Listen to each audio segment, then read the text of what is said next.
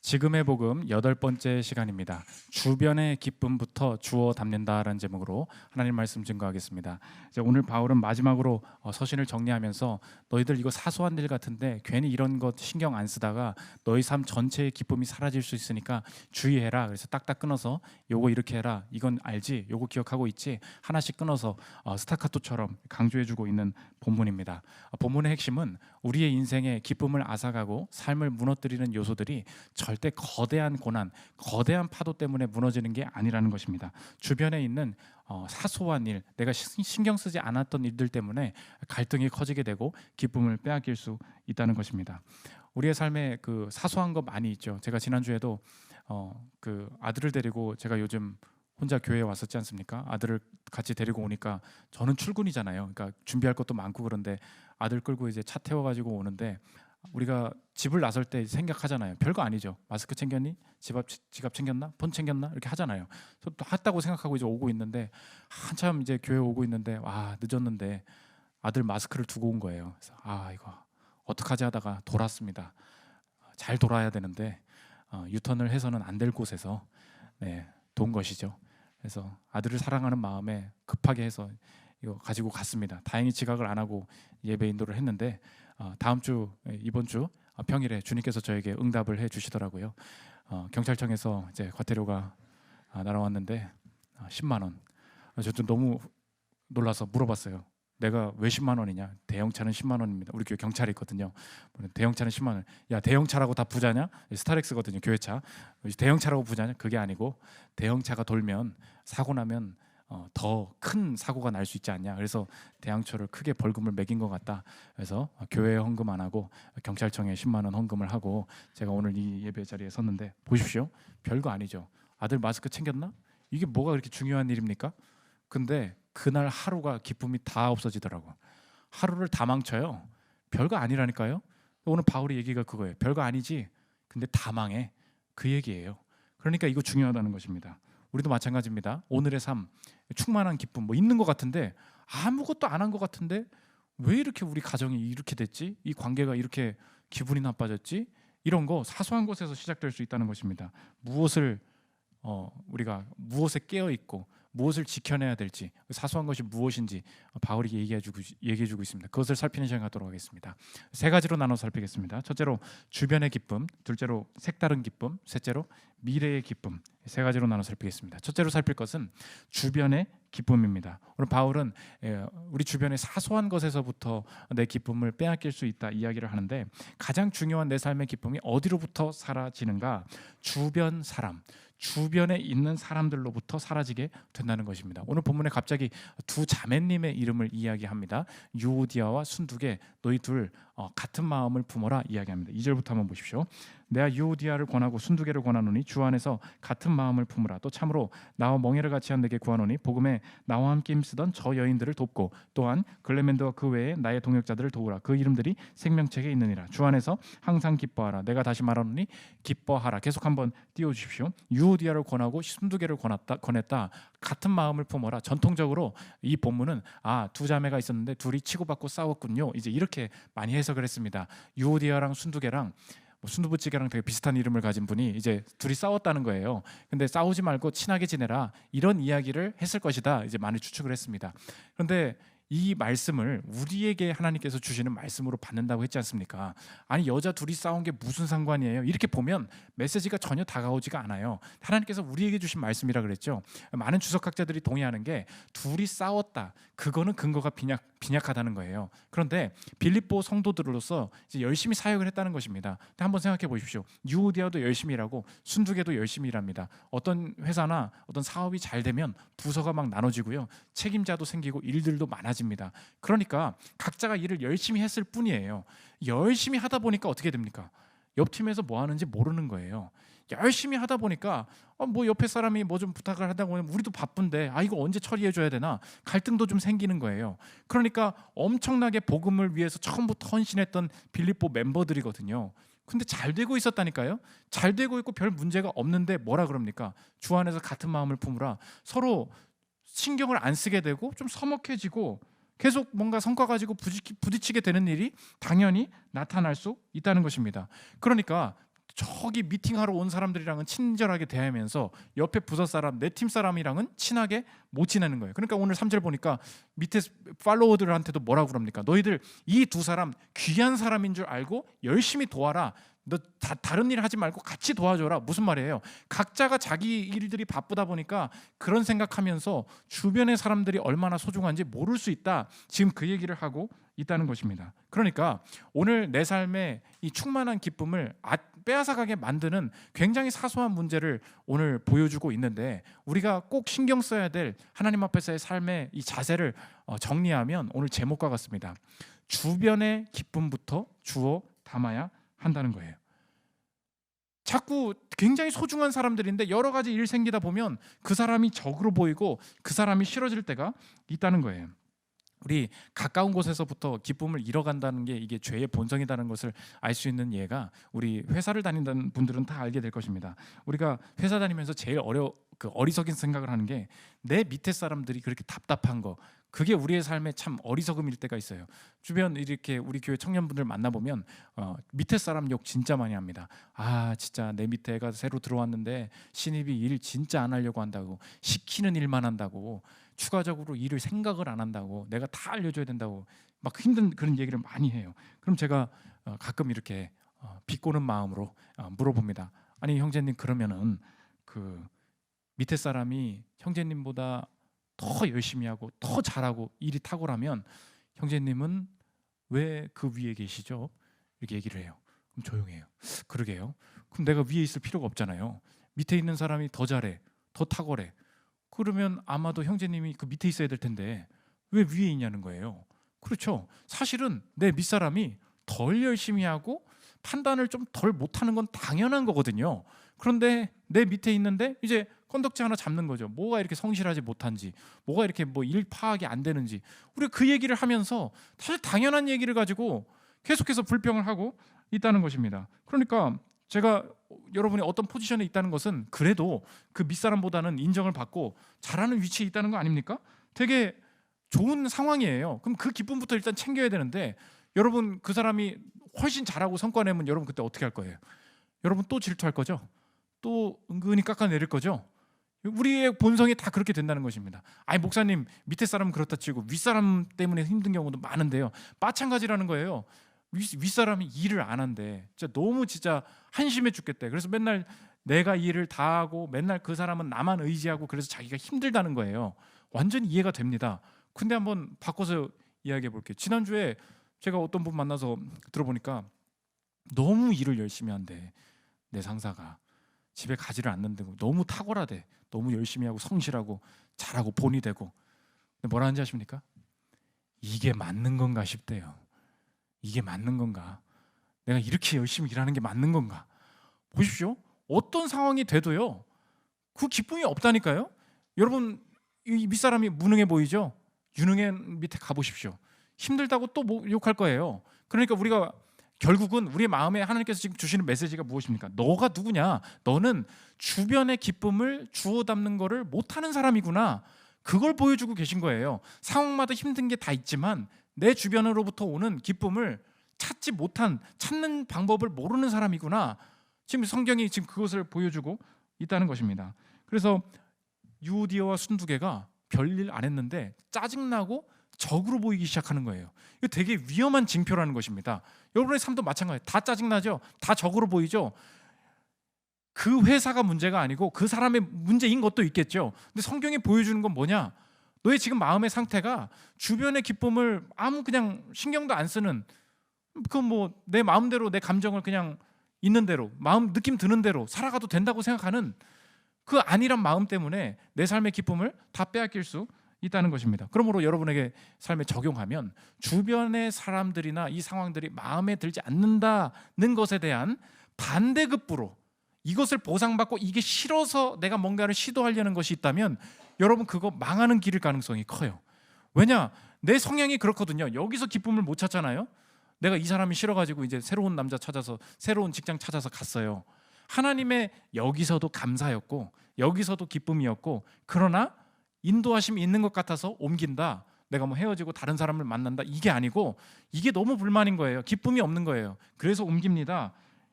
여러분 똑같은 사람이 될 가능성이 큽니다. 왜냐? 상황이 바뀌고 그 사람도 약점이 있잖아요. 거기서도 약점 찾으면 이제 그 약점이 너무 커져서 원래 있었던 그 기쁨 또 놓치게 되는, 나의 본성 때문에 일을 그르칠 경우가 많다는 것입니다. 주변에서 많이 봤죠. 가정에서 부부간의 관계가 안 좋아요. 그러다 보니까 내 상사가 맨날 회사에 와서 미친 듯이 일만 해.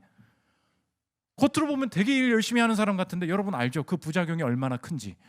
이 사람이 여기서 만족이 안 되니까 여기서 더 큰 걸 바라는 거예요. 더 큰 걸 시키는 거예요. 그러니까 주변 사람들에게 다 상처를 주지 않습니까? 집안에서 부모나 형제랑 관계가 안 좋아.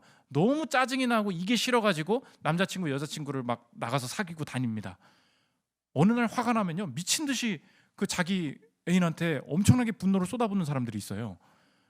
되게 조심해야 돼요. 왜 그런지 아십니까? 여기 기쁨이 없거든.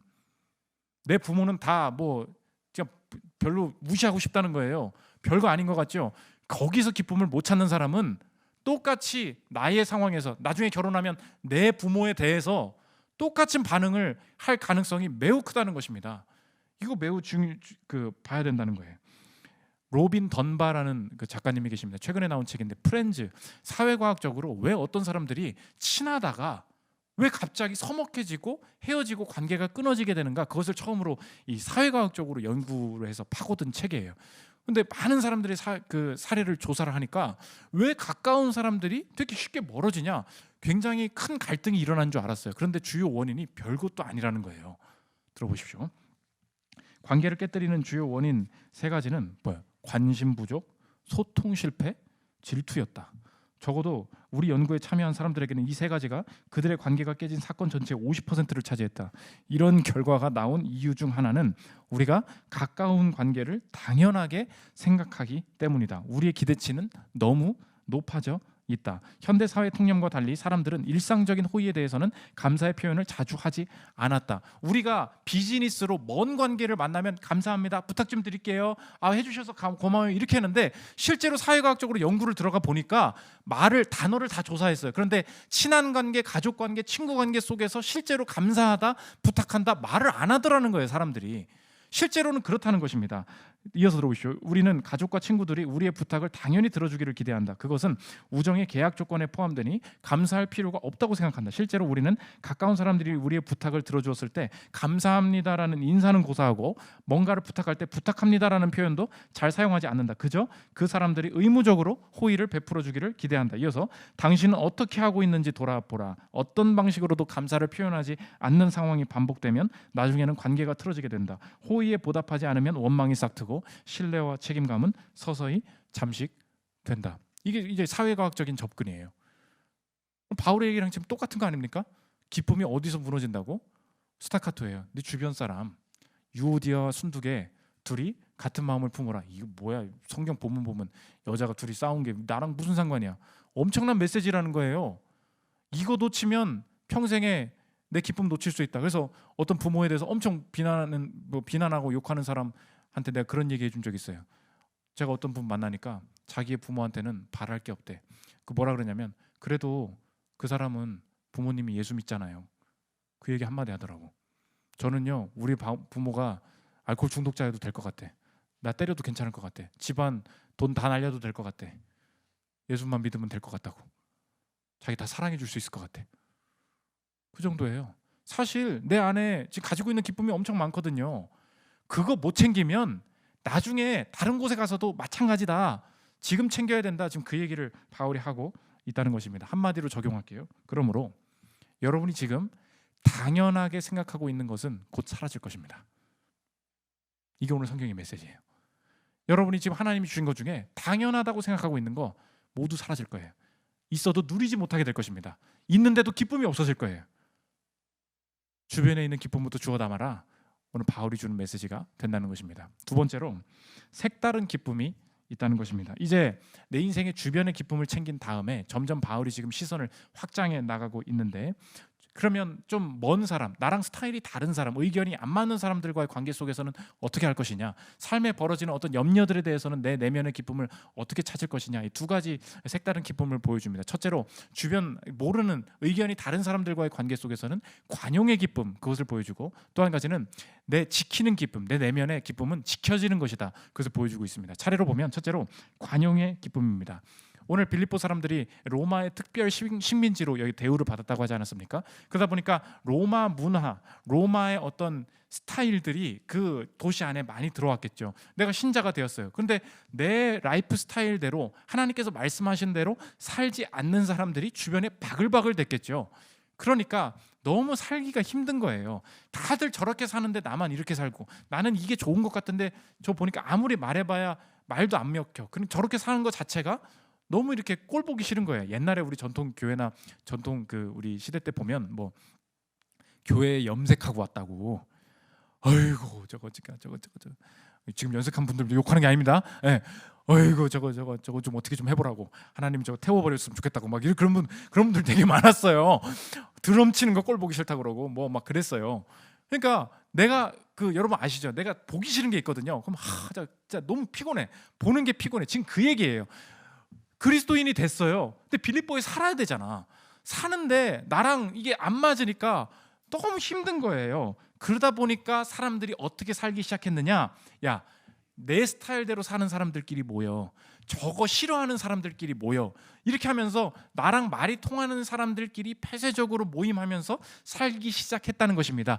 그런 사람들한테, 그런 성도들한테 바울이 지금 얘기하는 거예요. 절대 그리스도인들은 주변에서 바라볼 때 사는 것 자체가 보는 게 스트레스다라는 느낌이 들 때마다 절대 폐쇄적으로 가면 안 된다, 그러면서 너희 관용을 모든 사람들에게 나타내게 하라. 이게 중요한 메시지라는 것입니다. 4절 5절 보십시오. 주 안에서 항상 기뻐하라. 내가 다시 말하노니 기뻐하라. 너희 관용을 모든 사람에게 알게 하라. 주께서 가까우시니라. 관용을 알게 하라. 이게 무슨 말입니까? 뭐 내가 착한 것을 남한테 보여주고 살아라, 그런 뜻이 아니에요. 우리 지금 오늘 바울의 메시지를 쉽게 적용하면 이것입니다. 더 큰 것에 집중해라, 이 말이에요. 더 큰 주제에 집중해라. 그게 관용이라는 것입니다. 이 땅의 사람들은 자기가 가지고 있는 어떤 의견, 내가 추구하는 이 방식이 전부이기 때문에 이게 가장 크다고 생각해서 절대 포기하지 않을 거라는 거예요. 그 사람들한테 말해봐야 안 변한다는 것입니다. 그럼 그 사람들을 어떻게 변화시키냐? 그 사람들에게 더 큰 것을 보여주는 수밖에 없다는 거예요. 더 큰 게 무엇입니까? 그게 복음이라는 거예요. 그게 하나님이라는 거예요. 여러분들이 어떤 의견을 가지고 있을 수는 있지만, 여러분은 의견도 있지만 그 의견 위에 그것보다 더 높은 하나님의 사랑, 하나님의 인도하심, 죄인까지도 품어내시는 하나님의 은혜가 우리의 역사 가운데 흐르고 있다는 것을 아는 사람들 아니냐? 그것을 보여주고 그 얘기를 하라는 거예요. 그러면 많은 사람들이 돌아올 수 있을 것이다. 그러면 기뻐질 것이다. 그 얘기를 하고 있다는 것입니다. 지금 미국을 포함해서 전 세계적으로 나타나고 있는 것이 정치적 양극화입니다. 폴러라이즈드라고 하죠. 그러니까 이게 힘이 세진 사람이 살다 보면 이제 돈을 벌고 일을 하면서 인생의 가장 큰 가치가 무엇인가? 이제 하나님이 없는데 이제 사람이 영적이잖아요. 그러니까 어떤 가치를 붙들고 싶단 말이에요. 그것이 사상으로 흐르게 됩니다. 정치로 흐르게 됩니다. 그러니까 이 정치나 이 사상 자체가 극단적으로 중요해진 큰 주제들이 되는 거예요. 그러니까 큰 주제들을 하나씩 붙들고 있다 보니까 절대 못 놓쳐. 절대 이 의견에 내가 포기를 안 하죠. 그러다 보니까 이 세상에서 벌어지는 지금 일들이 뭐예요? 문화적으로 되게 신기하죠. 양극단적인 일들이 벌어져요. 저쪽 사람들은 다 죽일 놈이라는 거예요. 저거 지금 꼴도 보기 싫다는 거예요. 양쪽에서 다 그 일이 벌어지고 있다는 것입니다. 그러니까 교회에서까지, 미국 교회에서도 어떤 일이 벌어지느냐, 양쪽 진영의 사람들이 다 와서 이야기를 한다는 거예요. 어느 순간에는 갑자기 막 우파 진영의 사람들이 와가지고 목사님한테 얘기를 하는데, 아유 목사님 좀 말 좀 들어보시라고. 지금 이거 미국 이제 낙태 문제나 이런 게 크잖아요. 이거 낙태 반대하는 얘기를 왜 이렇게 설교를 적게 하시냐고. 나 한 적 있는데, 아니라고, 그 정도 하면 안 되고 더 해야 된다고. 목사님 자주 안 하시면 내가 교회 옮기겠다고. 막 그런 얘기를 한다는 거예요. 그러니까 자신의 삶에 이렇게 내가 지지하는 것을 계속해서 말해주는 사람을 따라서 사람들이 집단적으로 모이기 시작한다는 것입니다. 이게 이제 지금 미국에 나타나는 일이라는 거. 반대로 그 다음 주에 있어봤더니 갑자기 이제 또 좌표에 있는 분들이 딱 와서 얘기한다는 거예요. 목사님, 이렇게 사회적으로 양극화가 나타나고 돈에 대해서, 사회적 약자들에 대해서, 돈 때문에 힘들어하는 사람들에서 왜 목사님 설교를 이렇게 적게 하십니까? 저 한 적 있습니다. 더 하라고, 더 안 하면 내가 교회 옮길 줄 알라고 막 통보를 하고 소리를 치고 그 교회를 옮긴다고 막 한다는 거예요. 보십시오. 정치적으로 막 양극화가 나타나죠. 오늘 보십시오. 그러니까 내가 이제 사람들이 어떻게 돼요? 나뉘어지는 거예요. 내가 듣기 좋은 말을 해주는 사람, 내가 바람직한 가치다라는 것을 같이 지지해주는 사람들끼리 모이기 시작하는 양극화가 나타난다는 것입니다. 그런데 신기하게 그 자신과 의견이 같은 사람들이 모여 있는 곳에 한번 가면 딱 보라는 거예요. 신기하게 양쪽 진영 모두 기쁨이 없다는 거예요.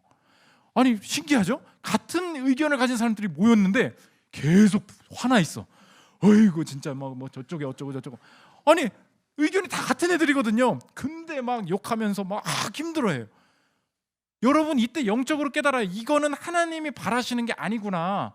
어떤 걸 지지하든지 간에. 그럼 그리스도인들은 뭘 지지하면 안 됩니까? 지지할 수 있어요. 근데 오늘 성경이 말하는 게 뭔지 아십니까? 그러다 보니까 로마에서 사람들이 어떻게 살았다는 거예요? 자기가 원하는, 너무 피곤해서 그런 사람들을 상대하기가 싫어서 그렇게 살았다는 거예요. 근데 오늘 본문이 뭐라 그래요? 너희 관용을 모든 사람에게 나타나게 하라. 주께서 가까우시니라. 뭐예요? 하나님이 계시지 않니? 그거 말하라고요.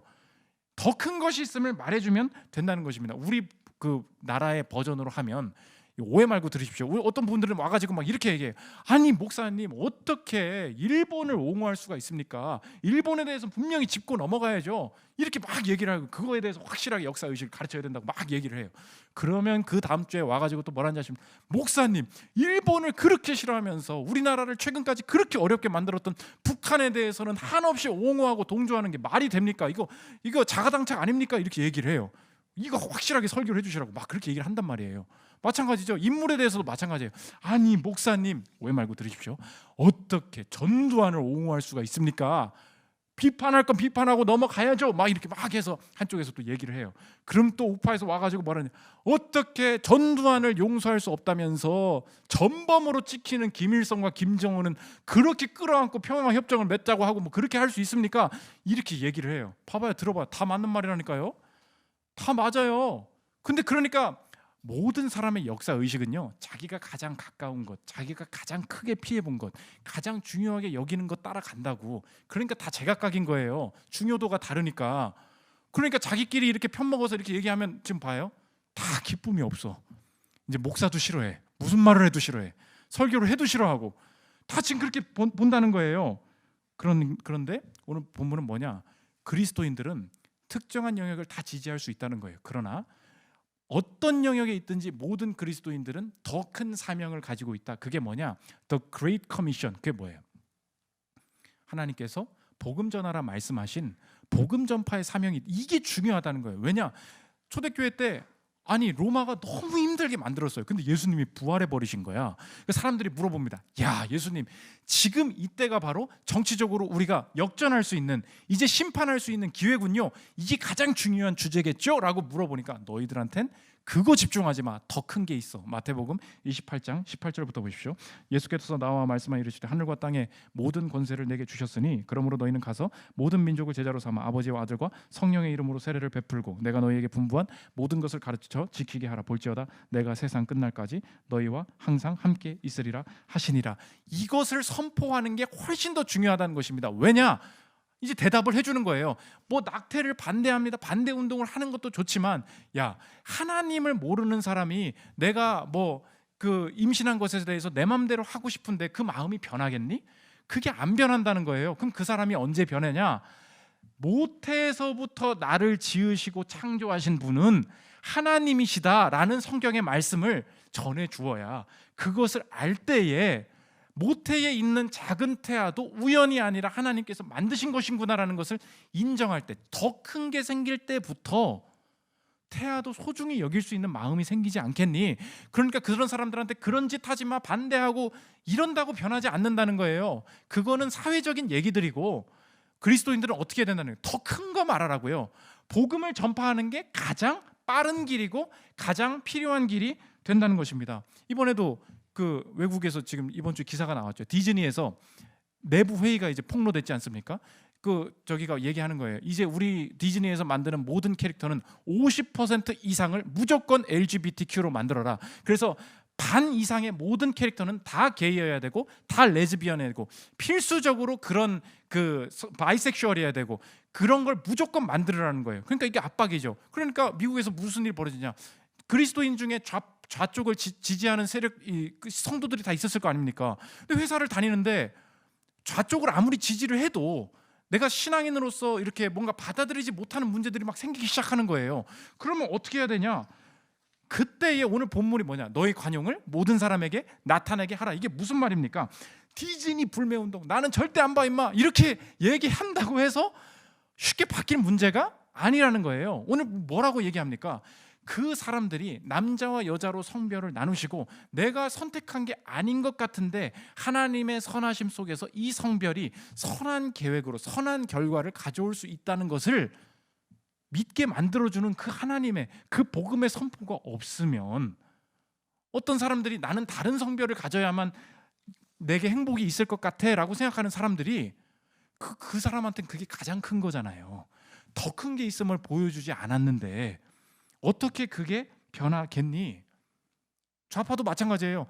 돈을 내가 벌었대. 뭐 다른 사람 벌 필요 내 돈을 내가 벌었대. 그런 사람들한테 사회를 위해서 공공을 위해서 나의 세금과 나의 그 돈을 좀 좀 이게 좀 헌신하십시오라고 말해봐야 안 먹힌다는 거예요. 왜 그렇습니까? 내 돈을 내가 벌었는데요. 그런데 내 돈을 하나님이 주신 것이다라는 복음의 선포가 없으면 그 사람들이 그 자본가들이 어떻게 변하겠니? 복음 전파가 가장 빠르다는 것입니다. 그래서 이게 이제 이 내용이 캐시 켈러라는 팀 켈러 목사님의 사모님이 이제 분석한 아티클에 글 중에 나오는데 그래서 서구 사회는 각성하라는 거예요. 이 방식대로 싸우고 있는 교회가 있다는 거예요. 그게 뭐냐? 중국 교회라는 거예요. 중국 교회는 뭐가 지배하고 있습니까? 2, 3년 안에 지금 10,000개의 교회가 공산당 때문에 문을 닫았어요. 90%의 선교사가 추방을 당했습니다. 이게 지금 고작 2, 3년 내에 일어난 일이에요. 그러면 제가 중국 목사면요, 봐요. 정치적으로 내가 세력을 확보해야 된다. 내가 이런 현실적인 해결책을 해야 된다. 그럼 저는 공산당 타도 운동, 그래서 몰래 찌르고 독약 놓고 교회가 집단적으로 그런 일을 벌이자 이렇게 할 수 있죠. 그런데 엄청난 핍박이 있고 엄청나게 교회가 파괴되는데 중국 교회가 집중하고 있는 것은 뭐냐? 만민에게 복음을 증거하는 하나님이 누구신지 죄인까지도 품어내시고 어떤 의견을 가지고 있든지 우리는 그 의견을 지지하는 것으로 의로워질 수 없고 우리는 모두 죄인이고 죄인까지도 품으신 십자가의 은혜가 있고 그분을 믿기만 하면 구원이 있고 부활이 있다는 것을 증거하고 다닌다는 거예요. 엄청나게 핍박이 있는데 기쁨이 있어요. 엄청나게 핍박이 있는데 부흥해요. 그래서 올해 1억이 넘었다는 추산이 있습니다. 2030년까지 3억 명의 신자들이 있고요. 10년 안에 10만 명의 선교사를 파송하는 나라가 될 것이다. 이게 지금 선교사들의 예측이에요. 공산당이 어떻게 무너집니까? 힘으로 무너지지 않는다는 거예요. 근데 여러분 이렇게 하고 있는데 무너지는 것 같죠? 무너질 것 같죠? 이거라는 거예요. 그러니까 어떤 나라든지 간에 하나님을 대적하는 권력의 모양은 다 다릅니다. 공산당을 때려잡는다고 되는 게 아니에요. 디즈니를 때려잡는다고 되는 게 아니라는 거예요. 그럼 어떻게 삽니까? 복음을 증거하라는 거예요. 어떤 상황에서든. 그게 제일 빠른 길이 된다는 것입니다. 로마서 10장 14절 보십시오. 그런즉 그들이 믿지 아니하는 일을 어찌 부르리요? 듣지도 못한 일을 어찌 믿으리요? 전파하는 자가 없이 어찌 들으리요? 천하라는 거예요. 그래서 이제 이 미국에 사는 많은 성도님들이 이렇게 그 문화 권력, 문화를 지배하는 이제 좌쪽의 권력들이 너무 극단적으로 가다 보니까 막 자기가 잘리는 거예요. 막 그러니까 일을 안 해야 되냐, 폐쇄적으로 있고 싶다, 막 이런 사람들이 막 생기기 시작합니다. 절대 그러지 말아라.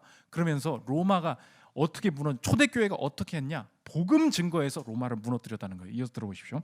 초대교회는 우리보다 모든 면에서 더 소외된 집단이었다. 소외되었음에도 불구하고 이들은 약자와 가난한 자를 돕는 것으로 유명했다. 우리보다 훨씬 소외된 초대교회에서 전도하는 전략은 무엇이었는가? 그것은 복음을 전하는 것이었다. 때를 얻든지 못 얻든지 전하는 것이었다. 예수님이 십자가에 못 박히시고 부활하시고 새 생명을 주시기 위해 오셨다는 사실이었다. 초대교회 성도들은 비공식적으로 그들이 사회적으로 맺고 있는 대인관계 속에서 복음을 전했다. 그들은 그리스, 로마, 이교도 세계관을 가진 사람들에게 어떻게 다가가고 복음을 설득력 있게 전할 수 있는지 배웠고 이것은 먹혀 들었다. 여러분이 잘 알고 있는 얘기 중에 로마의 고위직들이 그 남자와 관계를 안 해본 사람들을 찾기 위해서 그리스도인들 중에 순결을 지킨 사람들을 막 데려다가 결혼하고 그랬다지 않습니까? 제가 그 여자였으면 미리 몰래 독살했을 것 같아.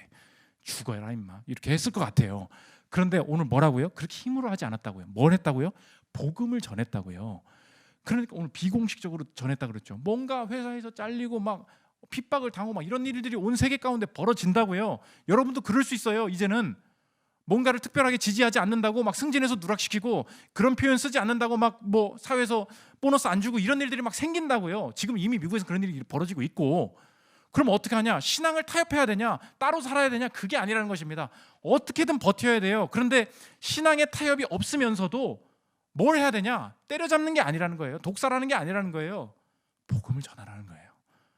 그게 가장 빠른 길이 된다는 것입니다. 그러므로 최근에도 그 대화를 나누니까 뭐 그 웹툰 많이 보십니까? 웹툰 중에 뭐 기독교 내용이 아닌 것 같아. 근데 뭐 한번 보십시오. 더 박서라고 이제 복싱 그 얘기예요. 근데 이게 이제 그 위러브 크리에이티브 팀에서 만든 건데 진짜 인류가 공통적으로 좌파든 우파든 이 사람이 영적으로 원하는 게 뭐냐? 무조건적인 사랑, 용납, 용서, 용기. 이게 정말 사람이 원하는 가치 아니냐? 이 공통적인 가치를 가지고 관용을 드러냈더니 사람들이 이거 되게 복음적인 얘기인데 복음을 막 듣더라는 거예요. 엄청난 컨텐츠가 됐는데 이 컨텐츠에 대한 사명, 작가에 대한 사명을 이 차이를 뛰어넘는 그리스도인이라는 책에서 이렇게 묘사를 합니다. 여러분의 사명으로 한번 생각해 보십시오. 여기서 들어보십시오. 우리 시대 기독교 작가가 받는 사랑의 소명 중 한 가지는 좌파와 우파, 좋은 사람과 나쁜 사람, 악당과 선인이라는 게으른 구분을 흔들어 놓는 것이다. 그것은 우리의 대화를 교착 상태에 빠뜨리는 단순화되고 자기 만족적인 꼬리표이다. 이것이 바로 좋은 스토리텔링의 비결이고 보다 일반적으로는 좋은 글쓰기의 비결이다. 우리는 사람들을 갈라놓는 지나치게 깔끔한 범주에 기대는 대신에 모든 인류, 모든 정치 체계와 해결 체계에 영향을 미치는 공통의 부서짐을 선포하고 모든 사람의 공통적 가치와 존엄을 외친다. 프랜시스 포퍼드는 이렇게 썼다. 기독교는 우리가 관례적으로 세상을 이해하는 틀, 구별의 범주들을 넘나들며 봐요. 거북할 정도로 공통점을 내세운다. 그리고 이것이 썩 편안하지 않음을 상기시킨다. 거북할 정도로 공통점을 내세운다는 거예요. 여러분 적용하겠습니다. 여러분이 가는 가정이나 사회나 부서에서 어떤 주제로 사람이 갈리고 있습니까? 너 누구 찍었어? 너 돈 얼마 벌어? 너 어느 회사 나왔어? 어느 학교 나왔어? 여러분이 가는 곳마다 너는 잘하는 실력이 좋은 사람이야? 나쁜 사람이야? 너는 어느 학교를 나온 사람이야? 너는 어디에 사는 사람이야? 너는 교회를 다니는 사람이야? 안 다니는 사람이야? 심지어 이런 식으로 여러분이 가는 곳마다 다른 기준으로 막 나눠지고 있습니까? 여러분 사명을 다하지 않고 있는 거예요. 여러분이 가는 곳마다 더 큰 것에 집중하게 됩니까? 원팀이 됩니까? UOD와 순두개가 하나가 됩니까? 그 질문, 그 메시지를 찾으십시오. 팀장이라면, 여러분이 어떤 부장이라면, 사장이라면 우리가 어디에 집중해야 되는가? 다 하나로 만들어내는 그 메시지가 있습니까? 그게 성도의 사명이 된다는 것입니다. 두 번째, 지키는 기쁨이에요. 오늘 내 내면의 모든 염려들은 지키는 기쁨이 있다. 6절 7절 한번 보십시오. 유명한 구절이죠. 아무것도 염려하지 말고 다만 모든 일에 기도와 간구로 너희 구할 것을 감사함으로 하나님께 아뢰라. 그리하면 모든 지각에 뛰어난 하나님의 평강이 그리스도 예수 안에서 너희 마음과 생각을 지키시리라. 이거 간단히 할 건데 우리가 보통 기도를 할 때 하나님 환경이 좀 바뀌면 그때야 감사의 기도를 하고 좀 기분이 좋아지면 그때 기도를 할게 이렇게 얘기하는데 성경에서 오늘 메시지는 이거예요. 기쁨은 환경에 있지 않고 임재에 있다는 것입니다. 이게 성경의 메시지예요. 그러니까 진짜 기분이 너무 안 좋고 상황이 너무 안 좋아요. 근데 그때 기도를 해야 된다는 거예요. 왜냐? 기도는 어떤 색다른 기쁨이 있냐? 지키는 기쁨을 준다는 것입니다. 내가 뭐 신앙생활도 제대로 안 하고 그냥 기쁨이 있겠지라고 살다 보는데 어느새 회사나 가정이나 내 상황에 대해서 너무 불만이 많아졌어요. 막 너무 막 우울하고 막 그래. 그럴 때 어떻게 되냐? 기도를 먼저 해야 된다는 거예요. 내가 좀 기분이 좋아져야 기도를 하죠. 우리가 얘기하는데 그렇지 않다는 거예요. 신기하게 이걸 경험해야 된다는 거예요. 기도를 하나님 앞에서 쭉 하고 났더니 내가 처한 이 상황을 바라보는 생각이 달라지는 거예요. 안 기뻤거든요. 진짜 더러웠거든요. 근데 뭔가 감당할 뭔가 마음이 생겨요. 이게 뭐냐? 기쁨은 상황의 변화에서 오는 게 아니라 임재로부터 온다고요. 그러니까 지켜지는 걸 경험해야 된다는 것입니다. 오늘 기도를 자꾸 이렇게 내 감정 따라 뭐 이렇게 내 분위기 따라 하려는 분들이 있다면 엄청 상황이 안 좋을 때 기도를 먼저 해야 되는 거예요. 그때 그냥 기도를 시작해야 되는 거예요. 그럼 어떻게 되냐? 지켜져 버린다는 거예요. 임재는, 기쁨은 상황의 변화 있지 않고 임재로부터 온다. 오늘 성경이 그걸 보여주고 있다는 것입니다. 마지막 세 번째, 미래의 기쁨입니다. 하나님께서 주시는 이 기쁨, 지켜주시는 이 기쁨의 특징이 뭐냐? 세상의 기쁨은 지금 기쁘고 이 기쁨이 사라져 버리는데, 하나님께서 신자들을 이끌어 주시는 이 기쁨은 지금 안 기쁜 것 같은데 앞에 기쁨이 점점 보장되어 있다. 이렇게 이 반대를 보여주고 있습니다. 이것을 보여주는 그 최근에 대표적인 그 예가 있는데, 최근에 그 오은영 박사가 하는 프로그램 중에 금쪽 상담소라는 프로그램이 있지 않습니까? 거기에 송민호가 위너의 송민호가 나와가지고 인터뷰를 하는데, 자기가 예술 작품도 잘하고 뭐 작품이 뭐 너무 잘하니까 팬들도 많고 이렇게 살아갔다는 거예요. 근데 내가 지금 왜 이렇게 불행할까? 자기가 하나도 기쁘지 않다는 것입니다. 그 인터뷰를 한번 들어보십시오. 이렇게 많은 사랑을 받고 있고 나에게 힘이 돼주는 팬들이 있고 동료들이 있고 행복하기만 하면 되는 사람인 것 같은데 무엇이 나를 이리도 즐겁지 못하게 하는가에 대한 고민이 사실 되게 커요. 이런 나의 상황을 남들이 알면 전혀 공감 못할 텐데 배부른 소리라고 할까봐.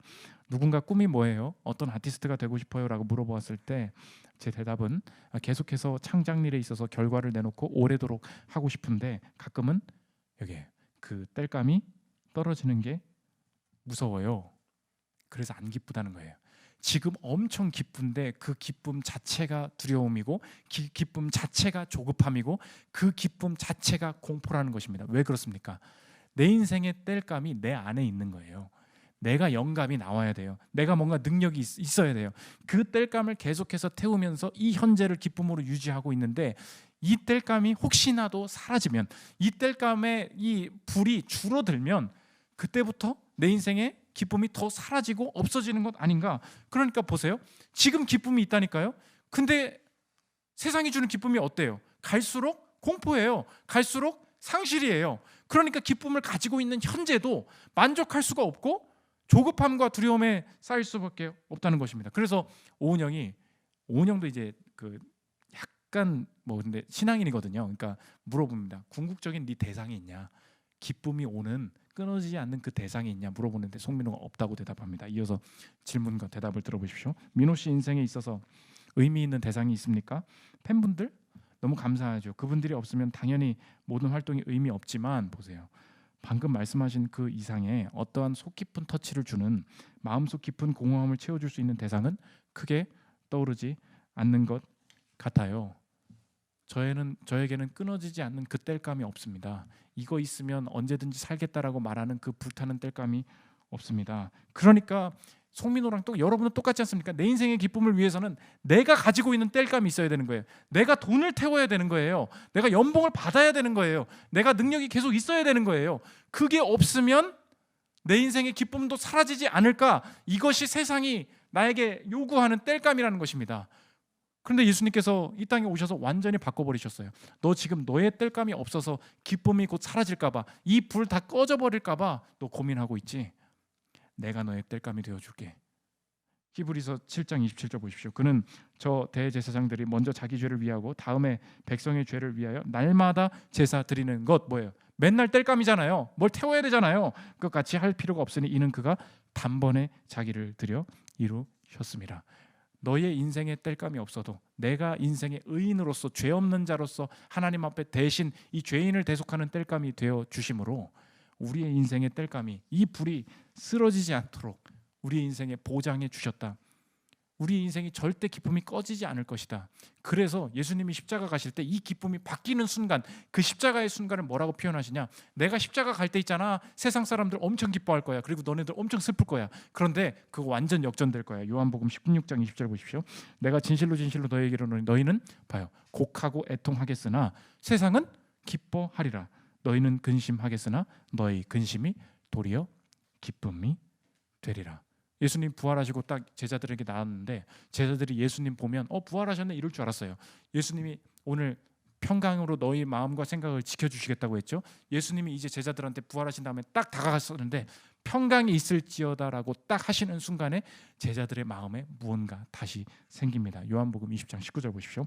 이날 곧 안식 후 첫날 저녁 때 제자들이 유대인들을 두려워하여 모인 곳들의 문들을 닫았더니 예수께서 오사 가운데 서서 이르시되 너희에게 평강이 있을지어다. Peace be with you. 이 말씀을 하시고 손과 옆구리를 보이시니 제자들이 주를 보고 뭐예요? 기뻐하더라. 예수님 봤는데 내 마음에 뭐가 생기는 거예요. 꺼지지 않는 땔감이 생기는 거예요. 저분 있으면, 저분 안에 있으면 무조건 기쁨이다. 이 예수님 만나면 여러분도 이제 다시 생각할 수 있다는 것입니다. 아, 예수님께서 부활하신 방식으로 내 인생도 이제 해석할 수 있겠습니다. 내가 땔감 없으면, 기쁨이 될 수 있는 뭔가 이 여지, 이 재료가 없으면 내 인생에 갈수록 불행뿐이라고 생각을 하다 보니까 내게 지금 돈이 없으니까 미래가 어두울 것 같고, 내가 지금 사람이 없으니까 뭔가 외로울 것 같고, 건강이 없으니까 갈수록 병치레만 하다가 인생 종칠 것 같고, 결국은 이 송민호랑 똑같은 이야기를 내가 지금 하면서 살아가는 게 내 인생이었습니다. 근데 주님, 만약에 주님이 영원한 땔감 떼어주셔서 내 인생의 기쁨을 빼앗아 갈 수 없다, 영원한 기쁨 주실 것이다, 그게 보장되어 있다면 내 인생에 바뀌어야 될 게 있습니다. 하나님, 내게 주신 이 상황을 절대 하나님께서 기쁨을 빼앗아 가시는 상황으로 보지 않겠습니다. 이게 중요한 적용이라는 거예요. 여러분이 지금 주변에 바라보는 가정이나 회사가 있지 않습니까? 그냥 자기 개발이 아니에요. 그래도 감사해야지, 뭐 그래도 기쁘게 살아, 이게 아니라니까요. 하나님이 정말로 영원한 땔감, 예수님이 영원한 땔감이 되어 주신다면 하나님께서 내게 주신 상황은 절대 내 기쁨을 앗아가시기 위해서 주신 상황이 아니다, 기쁨으로 가는 길이다, 이거 확신할 수 있어야 된다는 거예요. 믿으십니까? 그렇게 받아들일 때 주변 상황에서부터 그렇기 때문에 기쁨부터 주워 담는 거예요. 상황 안 좋은 거 안다니까요. 근데 너는 왜 그렇게 긍정적인 그냥 괜한 긍정적인 마인드가 아니에요. 내가 걷는 이 길 자체가 기쁨으로 보장된 길이기 때문에 여기서도 내가 집중할 것은 기쁨만 주워 담으면 된다는 것입니다. 그리고 하나님께서 이끌어 가시는 이 낯선 상황 속에 저놈들 보기 싫다, 정치적으로 뭔가 큰 것은 다 잊어버리고, 복음, 하나님 인도하심 이런 거 말 다 잊어버리고 자꾸 나도 정치적으로 뭔가 나를 지지하는 내가 편한 집단 속에 가서 결국은 서로 욕하면서 분노하면서 사는 게 아니라 너의 관용을 모든 사람에게 나타내게 하라. 내게 일하신 하나님의 일을 이야기하면서 하나님을 소개하면서 열심히 싸워나갈 때 분명히 그 앞에 기쁨이 있으리라 다짐할 수 있다는 것입니다. 오늘 그 확신, 하나님께서 주시는 기쁨으로 여러분의 삶이 온전히 변화되는 여러분들 되시기를 기도합니다. 우리 기쁨의 날 주시는 찬양을 기도하시도록 하겠습니다.